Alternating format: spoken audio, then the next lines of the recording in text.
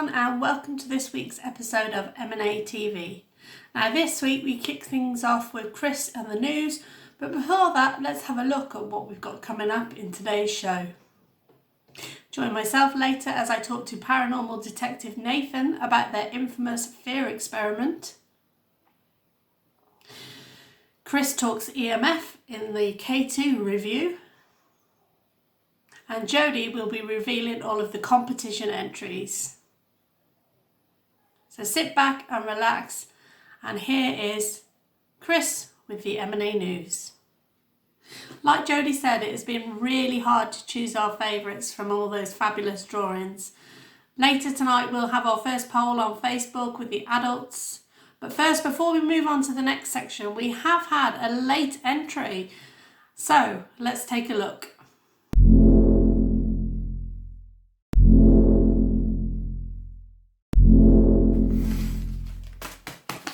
And welcome to M&A News. Now, since I had a few comments about looking the part, I decided to go whole hog and dress smartly. So today's announcement: Instagram has 912 followers, Twitter has 446, Facebook has 445, and our YouTube subscribers is up to 148. Thank you to everyone who is joining us along our journey and watching our videos and giving us the thumbs up. But on YouTube, do watch out. We've had a couple of strange errors where friends of ours are being unsubscribed for some strange reason. So do everyone check YouTube, make sure you're still on board with us. And if more of you would like to subscribe and watch our videos, please do so. Now, in other news, a friend of ours, Fran, who is the owner of Awesome Source, where we did our most recent investigation, is doing tarot card readings online. Whilst lockdown is going on, she's charging the small fee of £5 to do you any kind of tarot card reading. We will leave a link to her page in the description below so you can connect with her and get your very own tarot card reading. I do recommend her highly. She is a great lady and very, very talented at what she does. I recommend you go to her and seek some spiritual guidance. So, as we all know, every Thursday at 8 o'clock we are going out onto our front doorsteps and clapping for the NHS. So here we are in our very own video, and we are clapping on last Thursday to the NHS heroes who are on the front lines protecting us.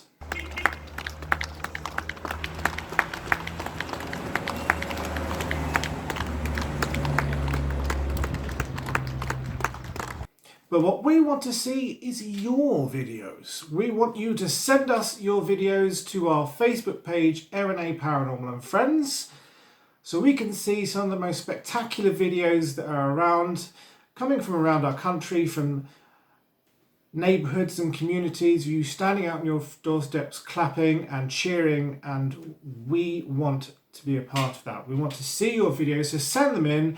The link will be in the description below to our M&A Paranormal and Friends page. Send them on in so we can all have a good cheer and enjoy what the country is doing for our heroes. Now, as far as videos go, as free time becomes available, I will be continuing my historical adventure with some footage I recorded before the lockdown. My next location, I've got some environmental shots and I have done my research. So as time permits, I will get you another historical episode for you. But in addition to that, as often as we can, we will post more and more videos for you as time permits and keep you entertained with as much as we can provide for you. And that's not just our videos. We will put up some friends' videos from their YouTube channels and allies as well, so we can keep you entertained as this lockdown continues. But that's all from me tonight. Thank you for watching. Chris, now you've finished the news, can I borrow you for a sec? Yeah, of course you can. Well, I think you'll agree that Chris's news segment really gives a real revealing insight into Team M&A. Now, many of you have entered or have children who have entered our contest for the drawing competition. Let's have a look with Jodie now at all of the entries.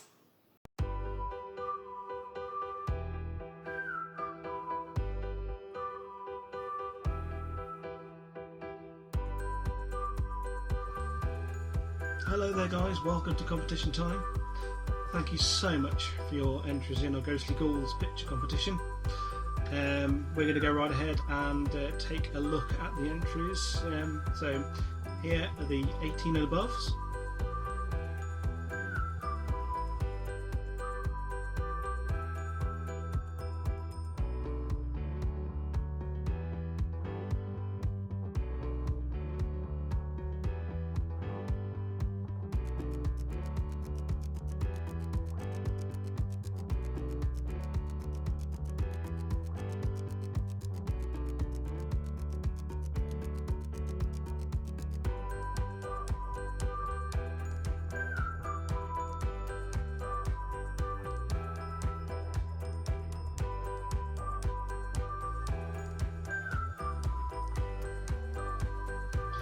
And we now have the 11 to 17 year olds.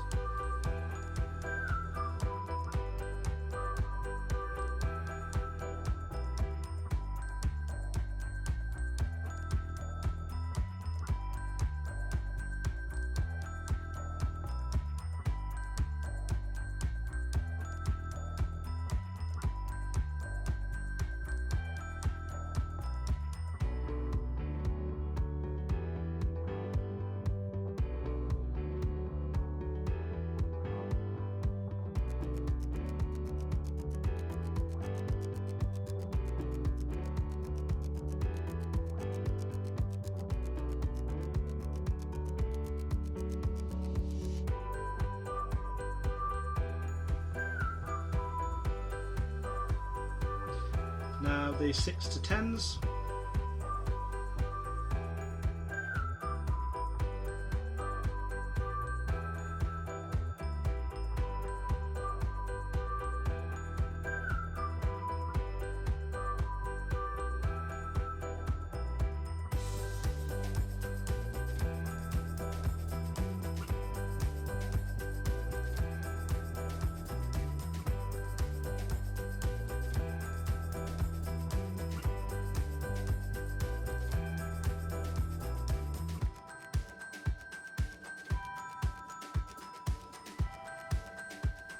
And now we've got the 5 and below.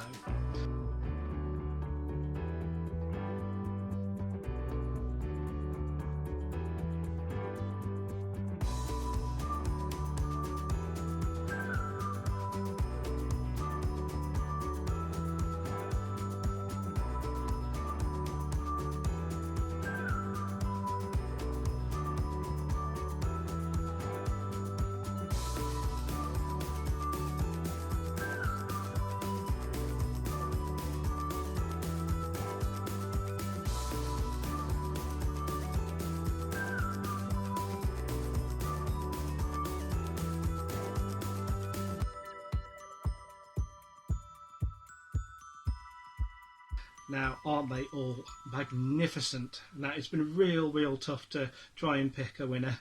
So what we're going to do is we're going to pick 2 from each that we find are the best, we like the most.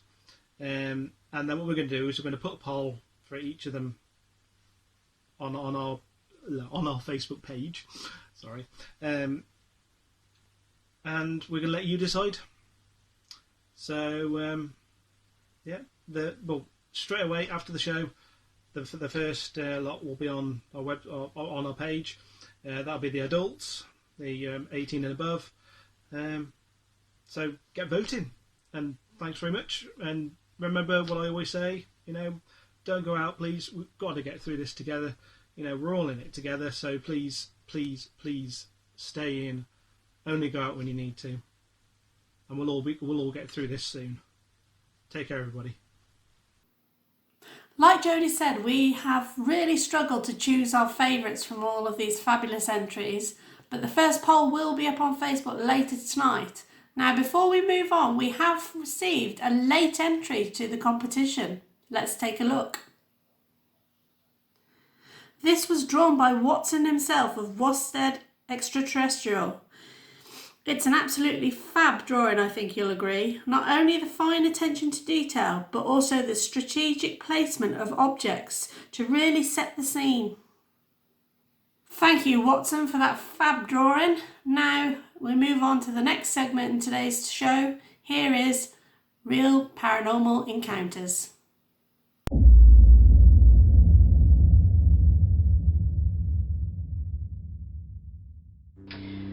This week's Real Paranormal Encounter comes from a lovely lady called Linda who didn't want to appear on camera, but is happy for us to share her story with you. Her story happened a few years ago now. At the time, she had been agonising over a life-changing decision she needed to make. That morning, she had decided to go for a walk, as she often did, to mull over her thoughts. Her family home was once a farm, and in the centre of the yard stands an old barn. On her way back home, her eyes were drawn to the barn and the upper window. That is when she saw her mother-in-law, who had passed away more than 6 months earlier. Linda wasn't afraid. In fact, she had felt completely calm, and she asked her late mother-in-law if she should do the thing that she had been worrying over for the past few weeks. The spirit smiled and nodded before disappearing, and that was Linda's mind made up. She took the leap and confessed that it was the best decision she had ever made. She said that although it was her mother-in-law for sure, she looked younger than she had been when she had passed on, and she was almost angelic in appearance. Linda hasn't seen her since that day, but she has felt that she watches over the family. And she is sure that if there was ever another big decision to be made again, her mother-in-law would return to make her opinion known. If you have a paranormal encounter you'd like to share with us, then please get in touch. Send us a message through our Facebook page. Whether you want to appear on camera or, like Linda, want one of us to tell your story for you, that's perfectly fine. Just send us a message with the details of your story and we'll sort it all out from there. Thanks again, and see you next week.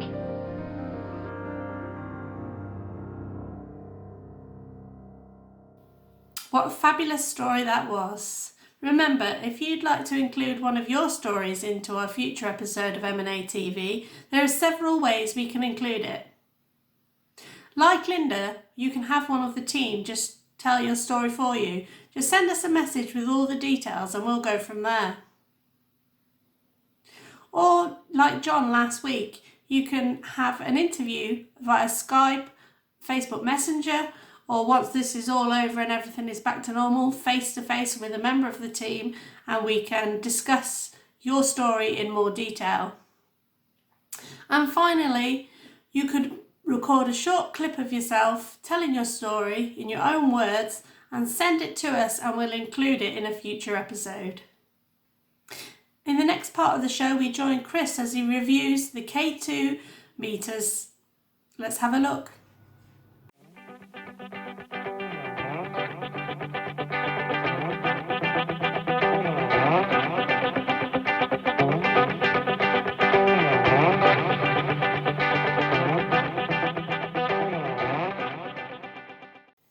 And welcome back to the review.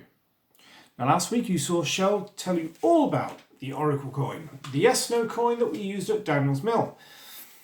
But this week we're moving on from the Oracle coin to the paranormal investigator's best friend, the Emf K2 Meter. Now, this is a very basic and handy piece of equipment for many reasons, but I'll get onto that. So EMF stands for electromagnetic field, but it also stands for electromagnetic frequency as well. And understanding all that means understanding one of the universe's 4 basic forces, which is electromagnetism. Now this occurs when an electrical current moves or changes, and it creates the electromagnetic field. Now, it can come from all sorts of sources. It can come from magnetic sources, natural sources, which are kind of the same thing but not.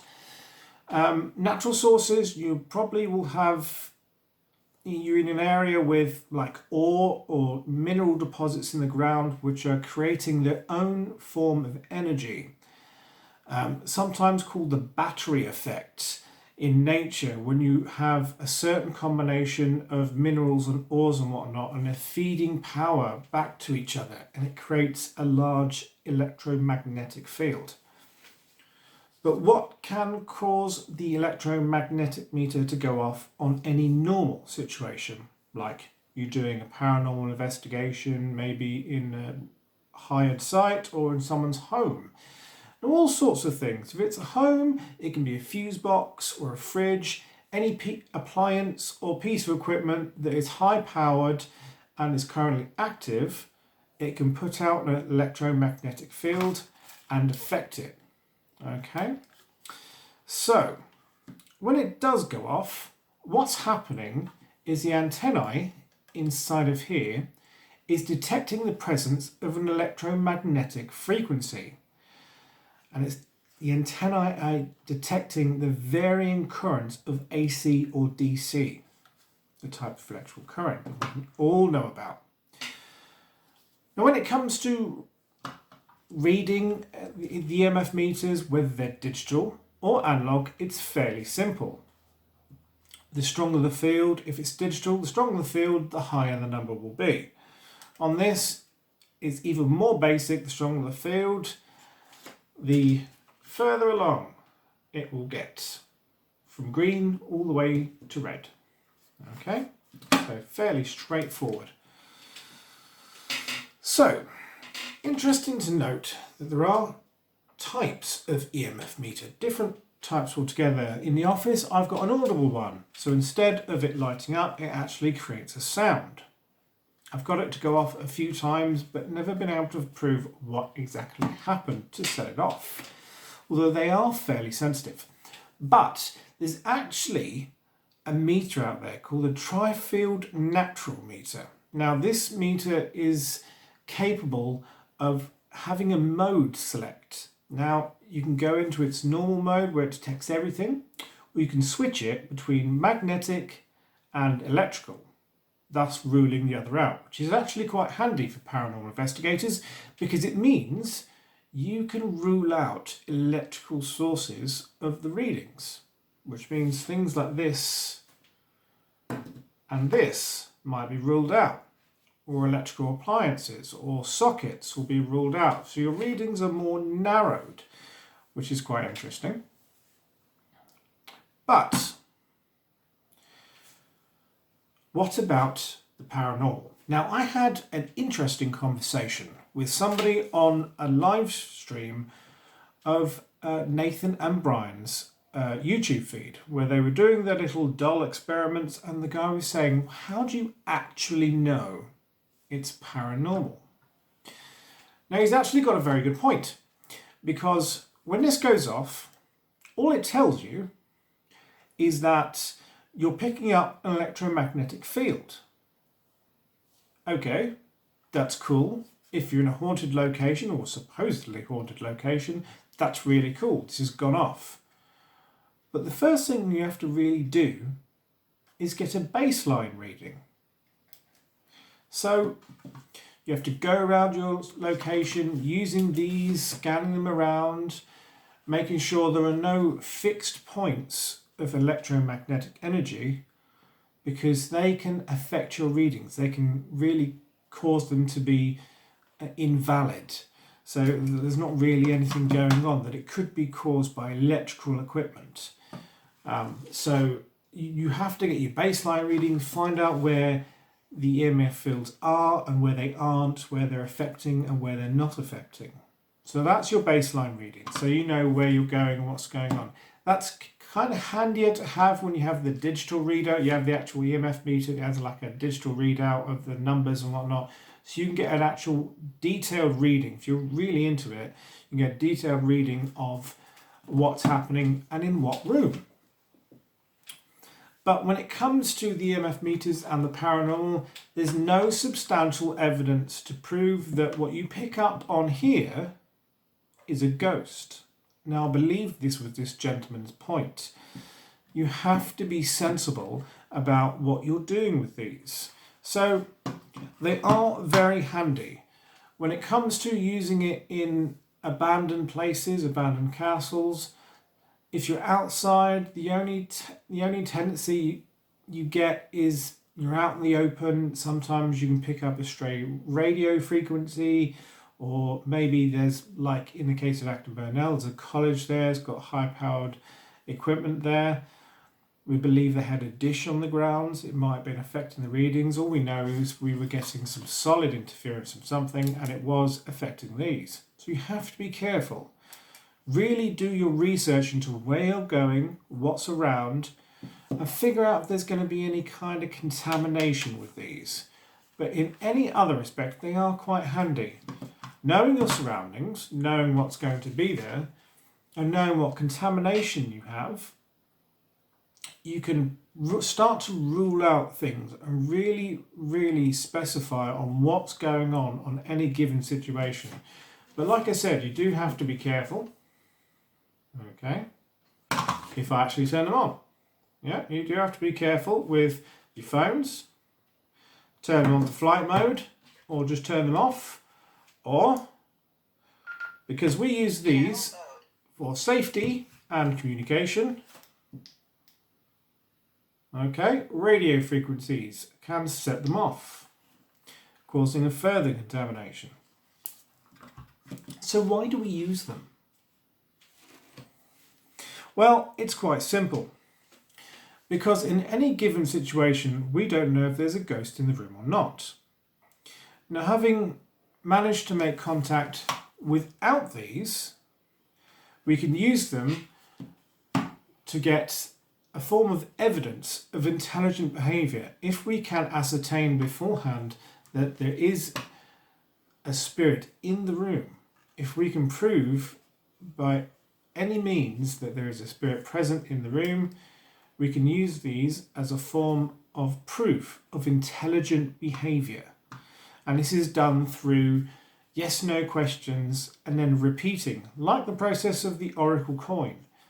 We can use this process to repeat them over and over again, proving that it is intelligent behaviour.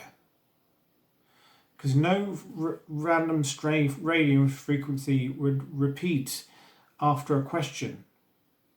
And given that the timing between our questions would be completely random as it is, there's no way that a frequency would be that repetitive. And if it was a strong field happening again and again and again, it would most likely be, again, if I turn it on, channel mode, a solid field, like that, a constant frequency. So it's a means of helping us detect, not really that there is a ghost in the room, that there is some strange goings on, a piece to the puzzle. So for me, the K2 is a really handy piece of equipment, one of the most basic tools to have in your kit, besides other pieces of equipment as well for later reviews. So in my opinion, I believe used in conjunction with other pieces of equipment during the investigation, I believe this can be a very handy piece of equipment. Simple, easy to use, as long as you're using common sense and ruling out all other means of contamination. But for a review, that's it. Thank you for listening. Thanks, Chris. That was very insightful. I think you'll all agree. Now, in the next segment, I managed to catch up with Paranormal Detective Nathan as he was out and about walking the dog, getting some exercise and probably trying to escape the kids, to talk about the fear experiment.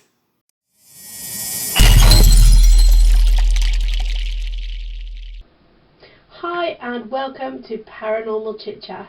In this section of the show we'll be talking to various other teams and finding out a little bit more about what they do. Now you may remember that just over 6 months ago myself and the rest of the M&A team joined up with Paranormal Detectives and paranormal blogger Chloe for a investigation/fear experiment at the ancient Ram Inn. Well, today we're joined by Nathan of the Paranormal Detectives to find out a little bit more about the fear experiment and their reasons behind it.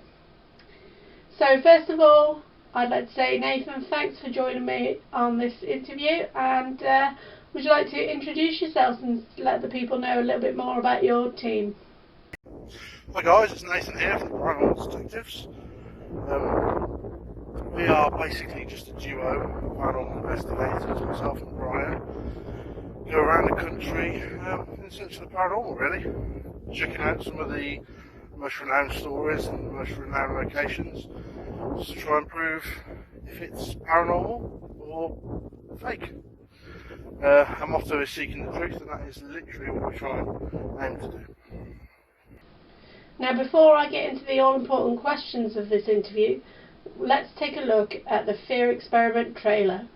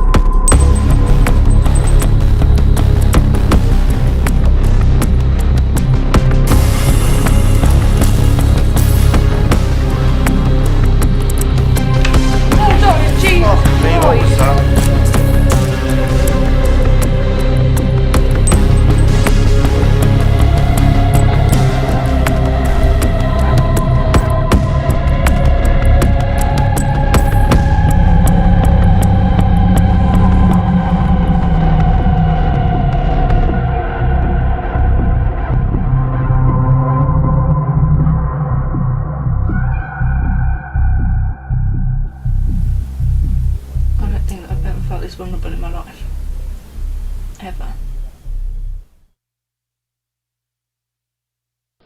So first of all, Nath, what made you come up with the idea to do a fear experiment in the first place, and whose idea was it, yours or Brian's? The fear experiment was my brainchild, if I'm honest. It's something that I've thought up, in a way by accident, because we'd already been to the ancient Ram Inn before, done an investigation, and just myself and Brian, and we had a crazy time there. Strange things happened, and we were a bit concerned about going in a big group. We thought maybe this will contaminate a lot of the evidence, so the idea was set up locked off cameras in every room, then lock a person in each room, for two reasons really. One, to see how they respond to being locked in a room where alleged hauntings have happened. Also to see if being vulnerable and on their own actually played into the hands of the spirits of the ancient Ram Inn, whether they'd take advantage of that. And that's how it come about. It was a bit of an accident really, but we really enjoyed doing it, and we hope for many more. What was your aim for the fear experiment? What were you trying to achieve? The fear experiment had two aims, if I'm honest. One was to capture evidence. We honestly thought that putting people isolated, alone, vulnerable, would play into the hands of the spirits around. So we thought that would potentially give us more evidence. The other reason was to see how people cope with being Alone in a haunted environment and how their body responds to that over a prolonged period of time. We thought would be interesting, and we think even with the small group we did it with, for the limited time we did it, we got some quite varied responses from all of you. So you invited us to take part in the fear experiment along with paranormal blogger Chloe. Was there a reason behind you choosing us for the experiment? I think the reason we picked the people we did comes down to trust. We're very isolated in the paranormal world. We try not to mix too much. We see a lot of things out there that we would describe as fake or exaggerated, and we try our utmost not to do anything like that. We just try and keep it as straight and honest as we can. That being said, we obviously know you guys from M&A Paranormal. We've worked with you, we trust you, and the same goes to Chloe. Obviously she's a paranormal blogger, we trust her opinions. We know the teams that she works with are credible, so that's really the reason we picked the people we did. Also, being such a famous location and such an active location, we didn't want to take complete novices, just for safety reasons, really. Now, what we all want to know is, did you purposely try and wind us all up before the experiment, just to get us a little bit more on edge? I don't know if I'd say we tried to wind you up or make you aware. I don't really know. I suppose the banter did go back and forth, but the stories that we told you about the ram, the evidence we showed you before we went, although it did probably heighten your senses and put you all on edge, they were all true, so it wasn't like we were lying about anything. But I suppose we probably did get a little bit of a kick out of winding you lot up, yeah. Overall though, would you say that the experiment was a success? I think the fear experiment was really successful, if I'm honest. It's probably not a lot we'd change. When setting up, everything went really smoothly. Usually when doing an event or anything like that, there's always hiccups, but that seemed to go literally perfectly. Everybody found their locations okay. Everything went absolutely perfect, I think it was enjoyed by everyone. I know the responses we've got, many people wanting to come on the next one, would indicate that it went well. So yeah, I'd say it was a success, really. Definitely. So we've already seen that you are planning for the next fear experiment. Do you already have a location in mind? We have lots of locations in mind for the next fear experiment.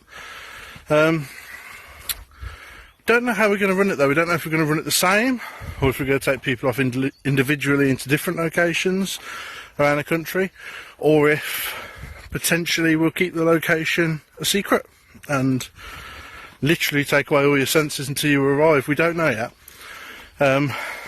But we do have lots of plans in mind for it, and there will definitely be more. We're planning to run one at the end of every series we do, going forward, so they will be a regular thing, and hopefully people continue to enjoy them. If there's anyone out there that is interested in taking part in the next fear experiment, do you want to let them know how they can get in touch and maybe be a part of it? If people do want to get involved in another fear experiment, we have got some planned. Obviously, with the state of the world at the moment, with the coronavirus and everything, plans are on hold. I'm actually filming this while I'm walking the dog, just to kill two birds with one stone. Yeah, just contact us on our Facebook page, the Paranormal Detectives, or even our YouTube. Contact us on YouTube, Twitter. You'll find us all over. Instagram. Just contact us and let us know. We aim on putting everyone's name in a hat and drawing it live. And yeah, that's the plan for the next experiment. Well, Nathan, from myself and the rest of the M&A team, we'd like to thank you for taking part in this interview. It is a big shame that we couldn't have got Bri along as well. Hopefully this whole lockdown will be over soon and we can all meet up again and have some fun and do another investigation or something. So until we see you again, take care. Alright, thanks for having me on your show, guys. I hope you take care, and hope everyone's staying safe with this coronavirus going around. And yeah, stay safe, and all the best. Now, I have spoken to each member of the team that took part in the fear experiment, and I've asked them to record a short video of themselves explaining exactly what they felt prior, during, after and now about the fear experiment. Let's have a look. So from the point I agreed to take part, it was quite interesting. I was very excited also to be collaborating with yourself, M&A, and the Paranormal Detectives. I'd never met any of you before, and I was really, really excited to start something new within the paranormal industry. The one thing that I did find really excited before it, that we all had dreams about the place, which was quite it was weird, but in a really fascinating kind of way, because we didn't know if it had any link to what was going to happen on the investigation. So it was really excited to have that kind of build up towards it. During the experiment, I was really excited as well. Obviously, the very first point of it was a bit nerve-wracking, considering that none of us, well, myself and you guys, had never stepped foot in the building before, so we had no idea like what the layout was, what it was like. However, when we found our way in, obviously it was all labelled for us. I was absolutely fine until I got into the room, and I just felt so out of my comfort zone and so vulnerable. But it was, I mean, I'd do it again. It wouldn't be like the worst thing in the world, but I really enjoyed being out of my comfort zone during it. So once it was all over, I kind of felt relieved on the night, because I wasn't on my own and I didn't feel such a pressure or vulnerability on my own anymore. But I did really enjoy it, and I do think like being out of that comfort zone really made a difference and changed my perspective on investigations in the future. I'd definitely do another fear experiment. Like I said, that intensity of it and the unknown, because you were on your own and you wasn't having to confer with people what you heard, and it was just a bit surreal really, but it was really good. And a message for Brian and Nathan: just keep doing what you're doing, guys. It's fantastic. You put in a lot of effort into it, and just keep doing what you're doing. So, the ancient realm. And that's how I felt before going to the ancient realm. I've got to say, I was a bit apprehensive. And I was excited as well, because obviously when we go to investigate places, it's quite exciting, you know, to see what we get and stuff like that. So, you know, I was excited. When we got there, and Brian and Nathan were setting up all their cameras and stuff like that, and we were waiting outside, that was when you really, you know, you wanted to get in there.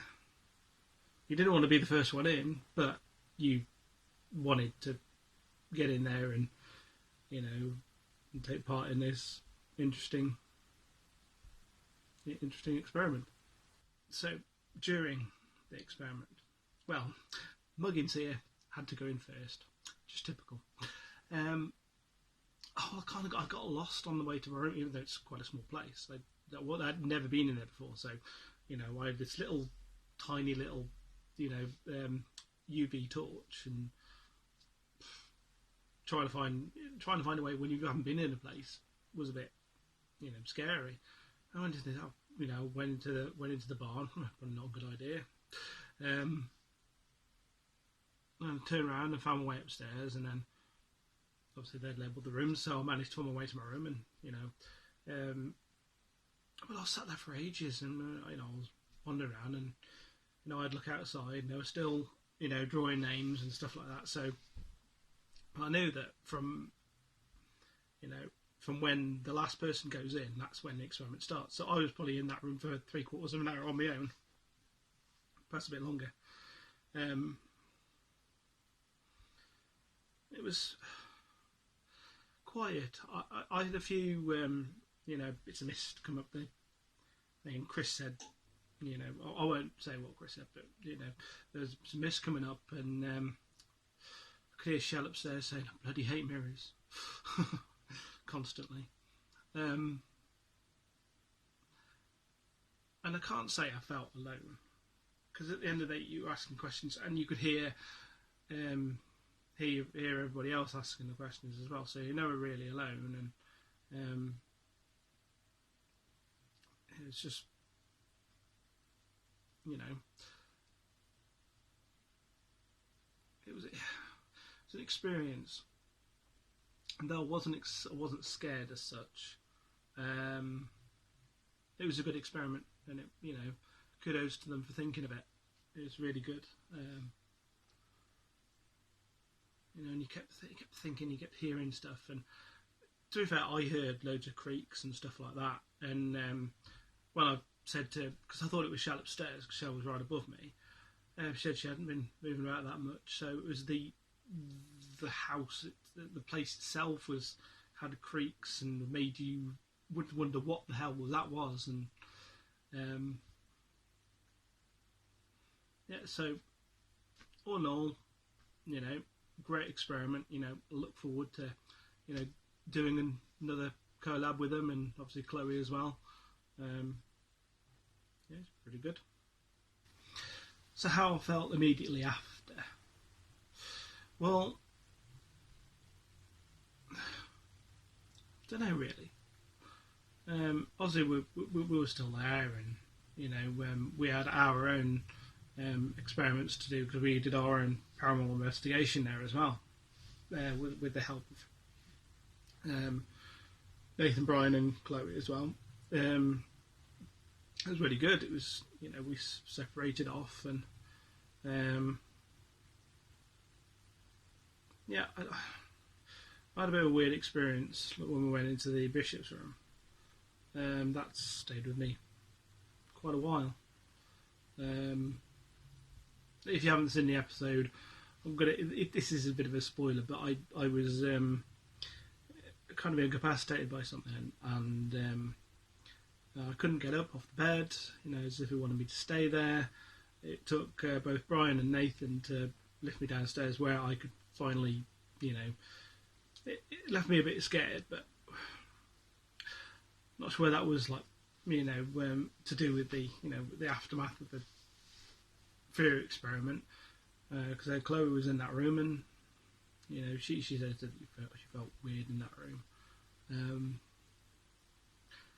But no, and like afterwards when we went home, you know, I was fine, obviously tired, but no weird goings on or anything like that since I've got back, when I got back home, so that was absolutely fine. So, how I'm feeling now, right now, about the ancient realm. Well, I want to go back, silly as it may seem, since what happened to me. Yeah, I just want to go back, and yeah, it's made me believe a bit more, and not to discount stuff that could be. I don't know. No, I don't feel any. I just want to go back there. Something is drawing me back there again. I think with everyone else. I mean, I don't know if I can speak for everybody else, but you know, I just want to go back. I will go back, even though the place scared the wiggins out of me afterwards. After the experiment, I want to go back. So that's how I feel now. I feel like I want to go back, and you know, a bit stronger, you know, a bit stronger will. Just want to go back there and see what happens when we go back. So watch this space, we could go back. Thanks guys, see you later. So how did I feel on the run up to the fear experiment? Well, after being asked to take part, I was both a little scared but quite excited at the same time. A chance to really be on my own and experience a haunted place around me, completely isolated from the rest of the team. It was quite a prospect.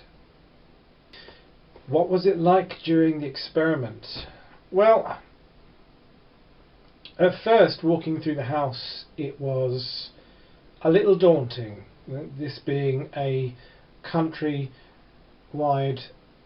famous site, you know, with lots of stories attached to it, and the prospect that you might even see a previous owner as well. It was quite a thought running through my head. But once you got into your position, once you started sort of being on your own and being isolated, it wasn't all that bad. Once it was over, how did I feel it had gone? Well, I thought it went very well. I don't think they really could have improved on it at all. It was a small location overall, but I felt the fear experiment went very well overall. My thoughts, well, in retrospect, I think a few things could have been done differently, but I think we got it spot on. I think TPD got it spot on. Would I do it again? Would I do it again? Yeah, I'd do it again. If I could do anything differently, I think if we went back to the same location and did another fear experiment, I think what I would do differently is I would send maybe 2 or 3 people in at a time, not all 6. Like I said, it being a small location, sometimes you could hear people speaking because they weren't really that far away, but to give you a better feel of being isolated and alone in that section of the house, I think, yeah, fewer people in at a time would really improve that feeling of you're on your own. So a message for Nathan and Brian. Yeah, I really enjoyed my time in the fear experiment. It was quite a feeling to be on my own. I've only ever been with the rest of the team, even if it's just one other person. I've always been with someone, so it was a very, very interesting experience to actually go there and be on my own for a portion of time. It was actually a good experience and a good chance to see how I would react and how I would cope with it, because you always think you would be better and harder and braver until you're actually there, and it's a whole different kettle of fish. So I thank you for the opportunity of being in a fear experiment and doing that and seeing that for myself, and I would very much enjoy doing it again. Keep up all your great work, boys. I love everything you do. Nice one. Thank you very much. Okay, so I've got everyone else to do it, so I thought I'd better do it myself. How did I feel before the fear experiment? Well, I was absolutely thrilled to be a part of it. I'm really excited about it. A little bit nervous of being on my own, especially with the plan to go in one at a time, and we wouldn't know which room we were going to be in. I'm not a big fan of walking through buildings in the dark without a torch or anything. I mean, I'm getting better at that since I've been doing this, but even now I turn the light on in a room before I walk in, so that part was a bit nerve-wracking. Obviously they gave us little UV torches, and if you've ever had a little UV torch, the amount of light they give off is next to nothing. So yeah, that's how I felt before going. On the night itself, once we arrived, it was all quite exciting. We'd met up before en route and had something to eat, and then we all headed there together. And myself, Jodie and Chris and Chloe all waited outside whilst they set up all the equipment. So we literally did not enter that building until our name was pulled out of the hat. So as the time drew close, I was getting a little bit more nervous, and then when they pulled the first name out, I was dreading it being me. I was so relieved that it was Jodie. I think Chloe went in, no, sorry, Chris went in second, I went in third, and I got the attic, which was probably the room I didn't want because it was the furthest away from where the door. You were on a level on your own with nobody else, whereas everyone else had somebody on their level with them, so I was pretty much on my own up there. But in all, the whole experience was not as bad as I imagined it was going to be. My imagination is quite vivid, and in all honesty, I thought it was going to be a lot more scarier than it was. It was quite quiet. I didn't like the mirrors, as everyone knows by now, because apparently I say it too much in the video. But other than that, yeah, everything else was okay. It was quite good, really. I probably could have stayed there longer, actually, on my own, to be honest. Immediately after, I was kind of gutted that I didn't get more things happen to me. I wanted a little bit more activity, you know, because if we're not wanting the activity, what's the point? We want it, we want to get it, and yeah, so a little bit disappointed, but still we were all sort of hyped up immediately after. You know, we had a break, had some drinks and something to eat and whatnot, and before we cracked on with the rest of the investigation. But yeah, so I was feeling pretty good afterwards, immediately afterwards. And right now I'm absolutely desperate to go back to the Angel Room Inn. I think every single one of us has the same thing. I think we all felt that there's unfinished business there that we need to go and face, whether it be a fear, for example, Jodie in the Bishop's room, Chloe with what happened in the barn and the Bishop's room, and the rest of us just want to go back there and hopefully, I don't know, I wouldn't like to say get more activity, because we did in the end get quite a lot when we split up into our teams, but maybe, but yeah, we definitely want to go back and give it another shot and see if we get similar responses as well, because that's always good to collaborate your evidence together and check it, and to get two different investigations with similar results would be pretty cool, to add weight to the original investigation, I guess. Would there be something I'd do differently? The thing I would do differently, personally, I think, first of all, I'd say for the first fear experiment, I think Nathan and Brian did a fantastic job. They planned every detail, so they did really good for a first time. It was commendable.